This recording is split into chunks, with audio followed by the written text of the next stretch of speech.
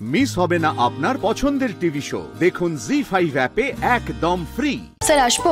আরে রাইট, হ্যাঁ হ্যাঁ, এসো এসো প্লিজ, ভেতরে এসো। স্যার আমি পয়েন্টগুলো মার্ক করে নিয়েছি, একবার দেখে নেবেন স্যার।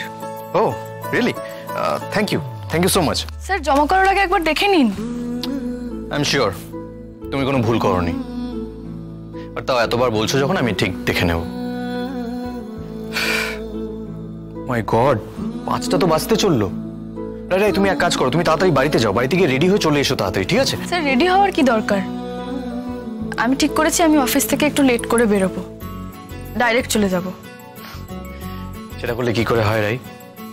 আজকের দিনে তুমি ওখানে ক্লান্ত বিধ্বস্ত হয়ে যাবে, it doesn't look good. After all you are my guest, আর আজকের দিনটা আমার জীবনের একটা স্পেশাল দিন।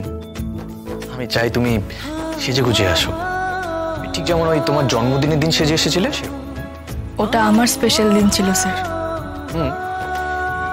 আজকের দিনটা তোমার বন্ধুর জন্য একটা স্পেশাল দিন, তুমি সেজে এলে আমার ভালো লাগবে।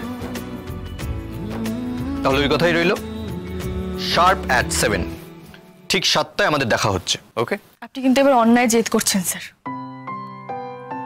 প্রথম কথা হচ্ছে আমার যাওয়াটা আপনার পার্সোনাল কোনো ইভেন্টে ম্যাটারই করে না, তারপর আবার ডট টাইমে সেজে গুজে যেতে বলছেন। আমার তো বাড়িতেও কিছু কাজ থাকে নাকি?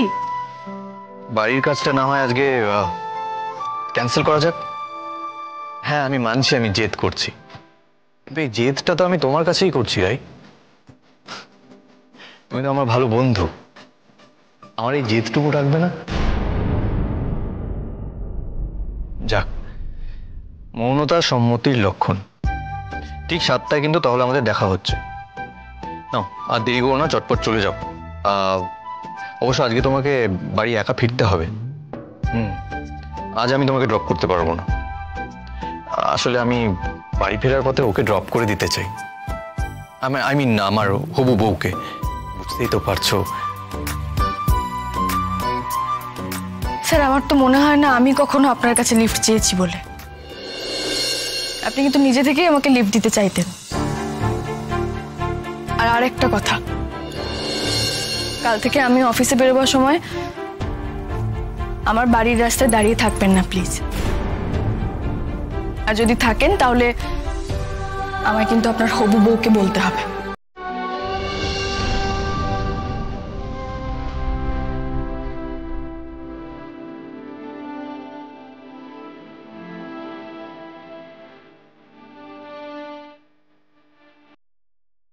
I love you, Rai.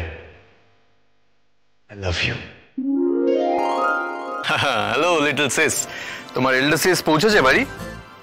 কই না তো। সে কি, আমি কিন্তু তোমার দিদিকে আধ ঘন্টা আগেই ছেড়ে দিয়েছি। কিন্তু আজকে যা খেপিয়ে দিয়েছি না তোমার দিদিকে, এর জন্য আমার কপালে যে পরে কি আছে কে জানে। আমি কিন্তু বলে দেবো তোমার দিদিকে, সব দোষ তোমার। ইস, যা আছে তা যে অতি রোমান্টিক সেটা তুমিও জানো অনিদা, আমার আর মুখ খুলিও না। আচ্ছা ঠিক আছে, আমি রাখছি।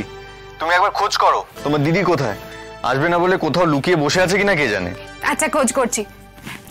এই ও না এসে গেছে, রাখছি।